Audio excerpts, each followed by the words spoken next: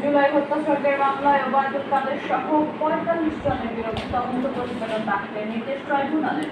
কক্সবাজারের একরাম মুস্তাক গ্রেফতার সাবেক এমপি বলি। যুক্তরাজ্যের সম্পদ বিক্রির চেষ্টায় শেখ হাসিনার ঘনিষ্ঠ কয়েকজন আন্তর্জাতিক গণমাধ্যম দ্য গার্ডিয়ানের প্রতিবেদন সুনির্দিষ্ট তথ্য পেলে ব্যবস্থার ঘোষণা দুদকে।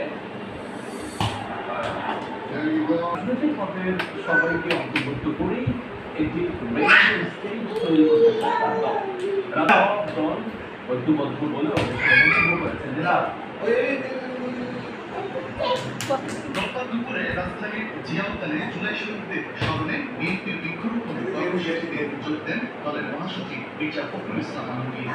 তিনি একটি গাছ লাগান দেশে গণতন্ত্রের উত্তরণ ঘটবে।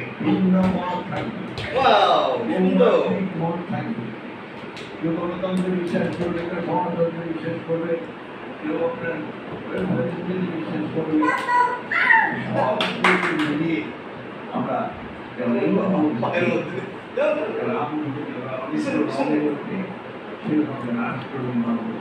অনেক আগে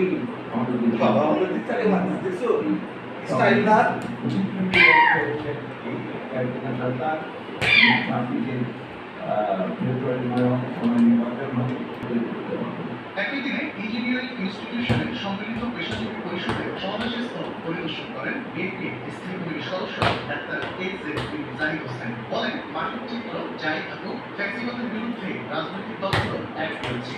কতটুকু আশা করে উপলব্ধ হতে পারছে সেই সময় বলা যাবে।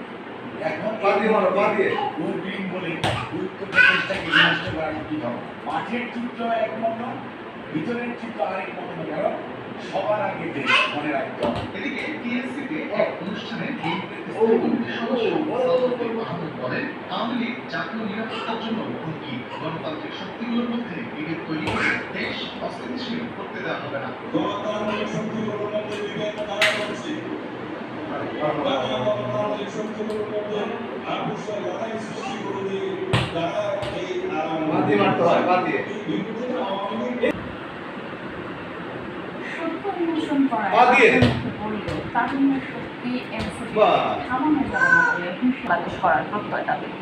সব জনপদের মানুষের অধিকার নিশ্চিতে কাজ করবে।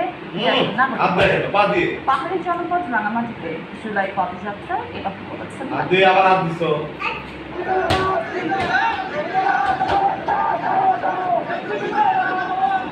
জন আকাঙ্ক্ষা জানাতে এনসিপির দেশ করতে জুলাই পদযাত্রা